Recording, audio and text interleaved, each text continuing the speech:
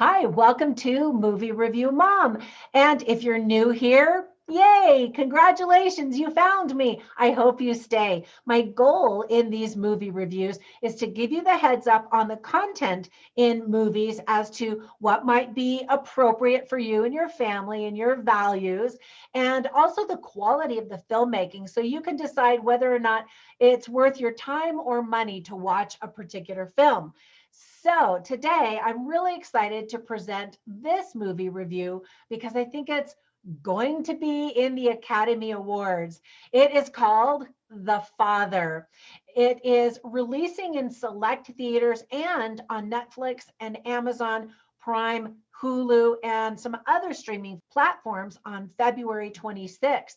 You definitely want to add this to your watch list. However, it might not be for everyone. So let me give you the heads up. In a nutshell, the movie is rated PG-13. It's an hour and 37 minutes. And the movie review mom grade I'm giving it is an A. So here is why. First of all, this is a heartbreaking movie that really hit home for me personally because my own parents are aging and requiring a lot of extra help. My mother was diagnosed with Alzheimer's, which is the topic of the movie. 10, 15 years ago and has been steadily declining until she's almost gone. And my stepmom has been diagnosed with Parkinson's. My two fathers, my father and my stepfather, have not been diagnosed with anything, but they are just experiencing increasing rates of dementia that's associated with aging. And it's just heartbreaking. I hate watching my parents age like that. And there are certain responsibilities and tasks and sensitivities that are required as a child to help your parent who might be going through some of those things. And that's what this movie is about. For me, the movie was actually painful to watch, and yet I highly recommend it because it's excellently made and it's very clever. Kudos to Florian Zeller, who is making his directorial debut, which is already gleaning Oscar buzz. That's impressive.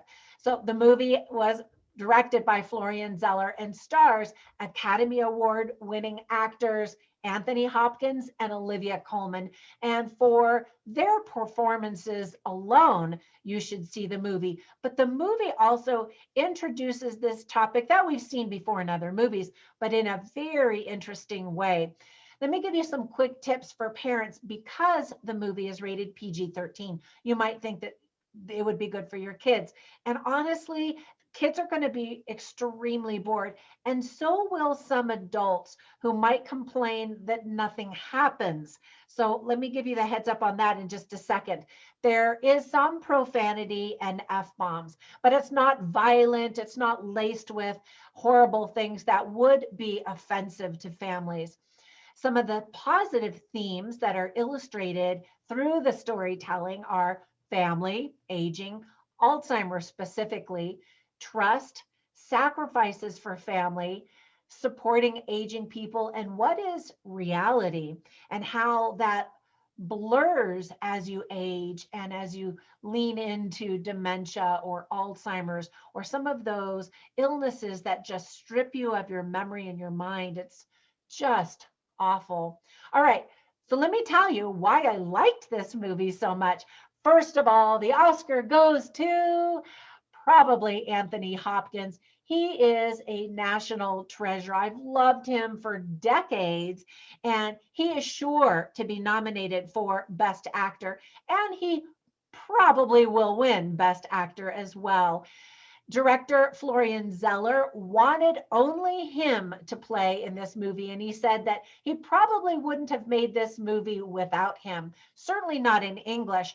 Zeller is actually a French playwright who had adapted his play called Le Père. I probably didn't say that correctly, even though I'm trying to learn French. But anyway, that was a play that he had written back in 2012. And so he adapted this play to movies specifically with Anthony Hopkins in mind. And he's got a great eye for a great actor because Anthony Hopkins is just spellbinding. Also, Academy Award winning Olivia Colman is probably going to be nominated for maybe a supporting actress role in this movie. And wow, she has really been busy lately while pumping out episodes of the dramatic TV masterpiece. Yes, I'm calling it a masterpiece. It's so well done. Is The Crown. I hope you've seen her in that. She's only in seasons 3 and 4. One thing that's unique about that TV series is they won awards for seasons 1 and 2 and then decided to change the cast. And everybody was like, what? Why would you break something that's not broken, that's clearly exceptional? And that was really the idea all along, was as the queen ages, they will replace the cast. So long to Olivia Colman after season 4, which breaks my heart, but they've got another great cast lined up for seasons 5 and possibly 6, but I think they said that they're ending it at season 5. Anyway, that's a huge tangent, but if you love Olivia Colman, you definitely need to see her in that. I just adore her and think that she's superb in everything that she does. Now, as I mentioned, some viewers are going to be confused watching this, but that's absolutely intentional and brilliant. You actually get a taste of what Alzheimer's might feel like as you are trying to interact with the world around you, and it's very confusing. And again, you're not sure what is reality, what kind of tricks is your mind playing on you. It's really well done. And for the first few minutes, I was like, wait. Okay, wait, what? Okay, wait. I found myself saying that a lot. And then I was like, oh, very clever. The editing team for this film will probably also earn an Oscar nomination for creating dreamlike scenes and transitions that mimic what an aging brain experiences. And as I mentioned, I just thought the whole movie was heartbreaking and spellbinding. Now, there were just a couple of things that I didn't like about it. And as I mentioned before, some viewers will just be bored, and it is a slow burn. And it's really not until the very end, maybe, that viewers might recognize what the director was trying to do and then really appreciate the brilliance. But look for the transitions, the editing, the conversations, and just really enjoy Anthony Hopkins' facial expressions and how he was able to play this character in such a brilliant way. Again, the performances and the filmmaking were just outstanding. Now, before I go, I want to leave you with some recommendations for other movies that I think you might be interested in if you like this movie. The first one is called Still Alice, and it is about a woman who has quickly onset Alzheimer's, and you watch how she deals with it.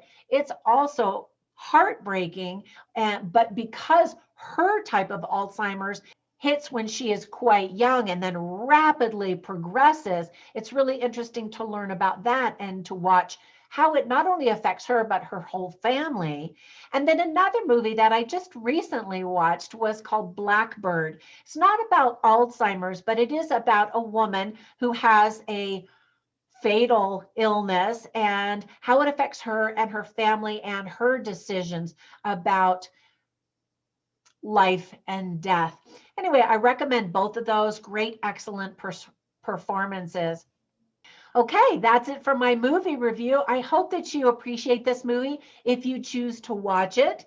And I hope that you're healthy. And if you are dealing with these kinds of issues with your parents, I'm just sending prayers to you and your parents because it's so difficult and it's a part of life.